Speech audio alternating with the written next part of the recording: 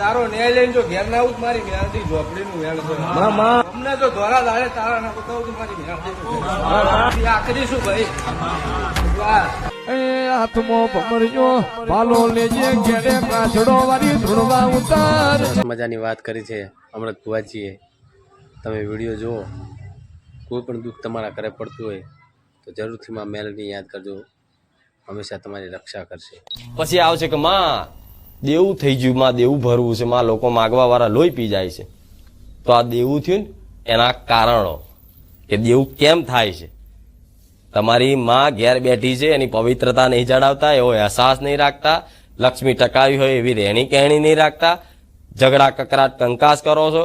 ગમે તેવો ઝઘડો થાય પરિવારમાં, પતિ પત્ની લડે કે બાપ દીકરો, ઘેર બેઠા યાદ કરજો ગોડા, અહીં આવવાની જરૂર નહીં. હું આવું રહું, મારી મેલડી જાહેરમાં બોલું છું.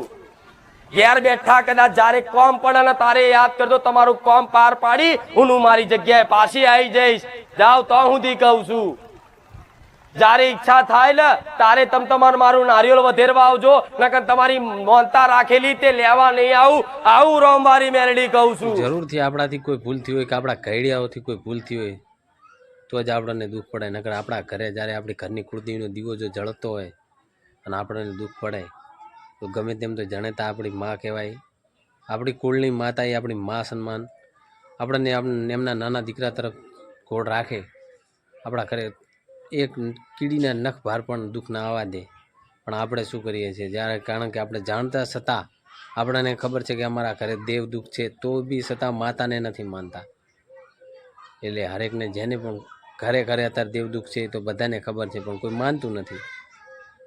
એટલે ઘણું હેરાન ના થવું હોય તો અમૃત ભુવાજીની વાત સાંભળી અને જરૂરથી માં મેલડીને માનતા માનજો. ભલે તમારું કામ ના થાય ત્યાં સુધી 12 ધામ ના આવતા, પણ એકવાર તમે માં મેલડીને માનતા માનજો. તમારું હરેક જો મનોકામના પૂરી ના કરે, તમારા ઘરથી કોઈ પણ વાતનો કાંટો ના કાઢે તો માં મેલડીને માનતા નહીં. પણ માં મેલડીનો વિડીયો જોયા પછી તમે હંમેશા તમને એક જ વાત યાદ આવશે. એકવાર તમે કામ ભળાઈને જોઈ લો, તમને અખતરો થઈ જશે કે માં મેલડી કોણ છે. બાકી તમારી જેવી ભક્તિ વિડીયો પસંદ આવે તો શેર કરજો અને અમારી ચેનલને સબસ્ક્રાઈબ કરજો મિત્રો. જય મેલડી માં સૌની મનોકામના પૂરી કરે.